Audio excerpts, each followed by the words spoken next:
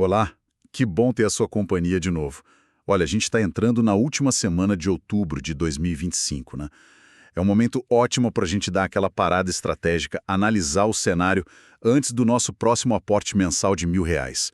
E hoje o nosso papo é sobre criptomoedas. Vamos mergulhar aqui nas informações mais recentes, destilar o que a gente viu em algumas fontes importantes, basicamente um olhar sobre o que aconteceu no mercado cripto, sabe?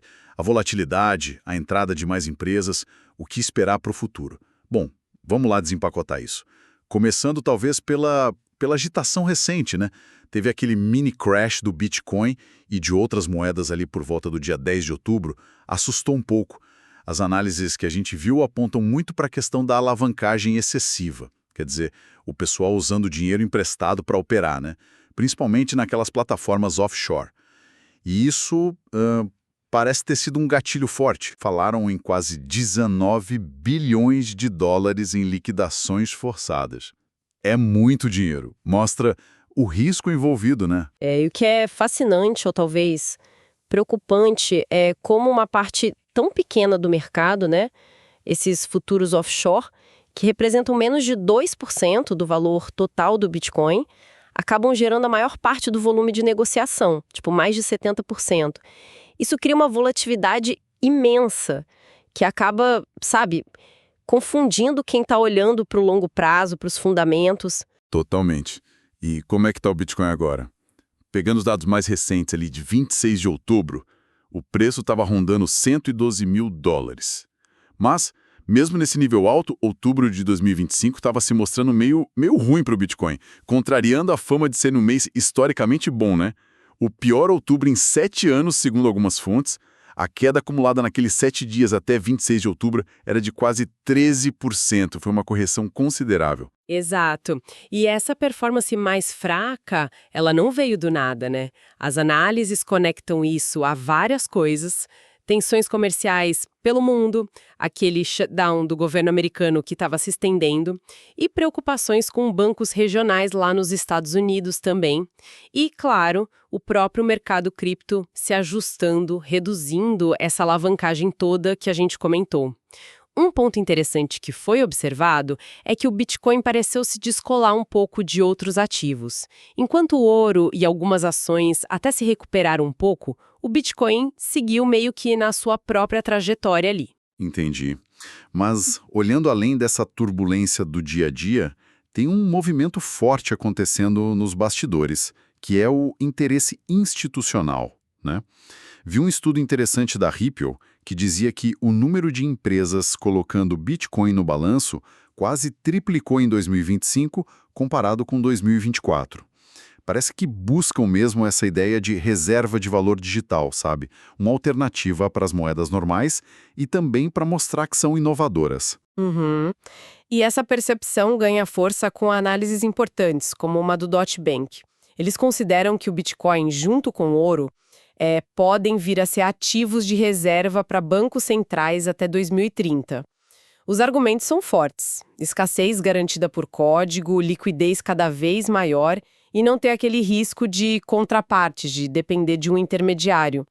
E a regulação, né? A chegada de leis mais claras, como aquelas sobre stablecoins, e a estrutura do mercado, tipo o Genius Act e o Clarity Act, isso é visto como algo que abre as portas para mais instituições entrarem com confiança. Faz todo sentido. E como é que o Bitcoin se compara com outros ativos nesse cenário todo? Olha, as fontes que a gente analisou reforçam muito a ideia do Bitcoin numa categoria própria, o tal do ouro digital. A maioria das outras criptos, as altcoins, são vistas mais como apostas em tecnologia. Algumas podem ter futuro, outras são pura especulação, tipo as meme coins. Aliás, muito alerta sobre o risco delas, né? Sim, bastante. Já o ouro, ele continua sendo aquela referência tradicional. Alguns veem como complementar ao Bitcoin, outros, como o Sebastián Serrano, da Ripple, argumentam que o Bitcoin pode ser até mais seguro a longo prazo. Por quê? Por causa da escassez programada que é garantida. Diferente do ouro, que a gente não sabe quanto mais pode ser minerado no futuro, né? Existe uma correlação entre eles, mas com seus momentos de descolamento. Interessante essa visão sobre o ouro. E Ethereum e Solana, como entram nessa história? Elas são vistas de forma bem diferente do Bitcoin. O Ethereum é mais descrito como uma infraestrutura programável, sabe? Uma base para construir outras coisas em cima. Não é tanto sobre ser ouro digital. E Solana entra forte como uma plataforma de tecnologia que está crescendo rápido, competindo nesse espaço de infraestrutura, de aplicações descentralizadas. São propostas diferentes. Ok, então, com todo esse cenário, volatilidade institucionais chegando, diferentes tipos de cripto, que tipo de estratégia as fontes sugerem para quem está investindo ou pensando em investir? Bom, uma recomendação que aparece bastante por causa dessa imprevisibilidade de curto prazo é fazer aportes graduais. Aquela estratégia do dollar cost averaging, sabe? Comprar um pouquinho de forma regular, em vez de tentar acertar o fundo do poço, o que é quase impossível. A diversificação também é chave, talvez combinar Bitcoin com ouro, e quem sabe uma parte menor, com muito cuidado, em plataformas como o Ethereum ou Solana, dependendo do seu perfil de risco, claro. E o principal alerta, então, o que evitar? O cuidado com alavancagem é quase um consenso. Usar dinheiro emprestado para operar cripto é muito arriscado. E também ter muita cautela com moedas que são puramente especulativas, sem um caso de uso claro, ou essas meme coins que aparecem do nada. A visão que prevalece para o Bitcoin, mesmo com os solavancos, é de longo prazo, focada nessa característica de reserva de valor digital. Então, se a gente conectar tudo isso, a gente vê um mercado, assim, tenso.